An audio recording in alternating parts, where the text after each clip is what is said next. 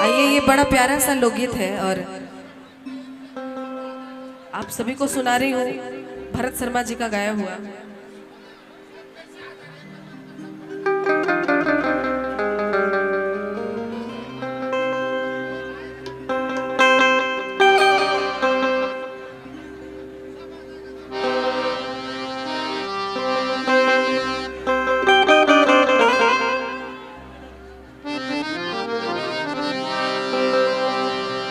अरे अंगना दुआर सगरी,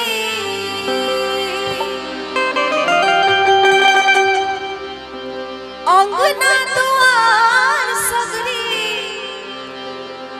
की अरे महल टरिया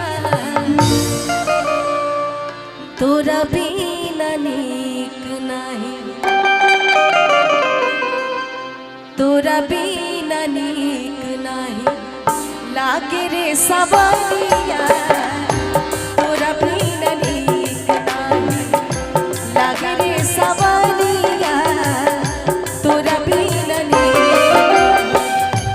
अंगना दुआर सगरी, अंगना दुआर सगरी महल टरिया तोरा बिना नीक नहीं, तोरा बिना नीक नहीं लागे रे सबरिया, तोरा बिना नीक नहीं लागे रे सबरिया,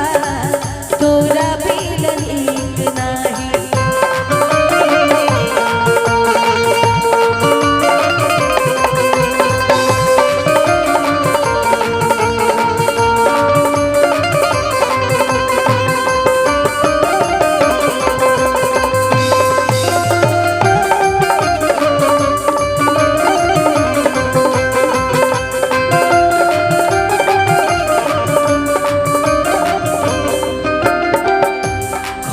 कहवा तोहरा के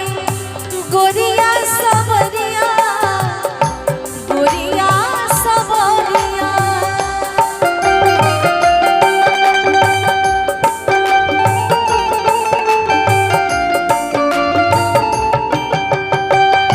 कवनी दिशा के धरी कवनी डगरिया, कवनी डगरिया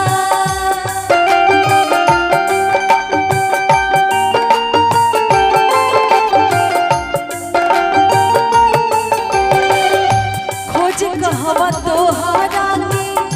गोरिया सबरिया, गोरिया सबरिया कवनी दिशा के धरी कवनी डगरिया, कवनी डगरिया टूटल जाले जिंदगी, टूटल जाले जिंदगी के पूजिया मेरिया, तोरा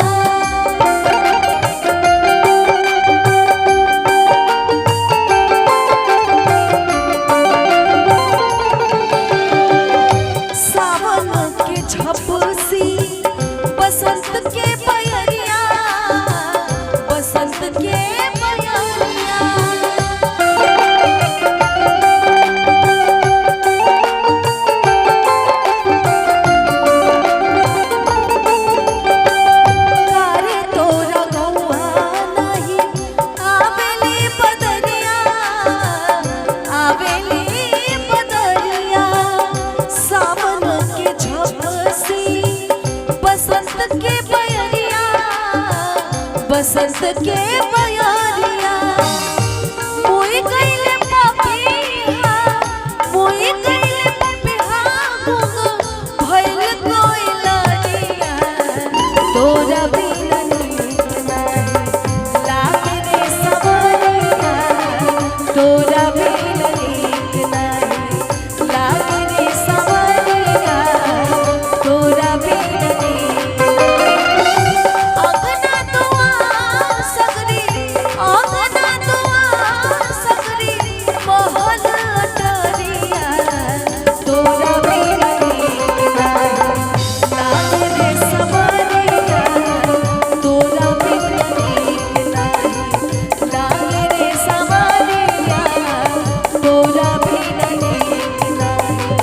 लागे रे सवरिया तोरा बिना नीक नाही लागे रे सवरिया तोरा बिना नीक नाही। बहुत बहुत धन्यवाद, बहुत बहुत शुक्रिया। और आप लोगों से इसी के साथ विदा लेना चाहती हूँ। ऐसे ही आप लोग प्यार बनाए रखिए और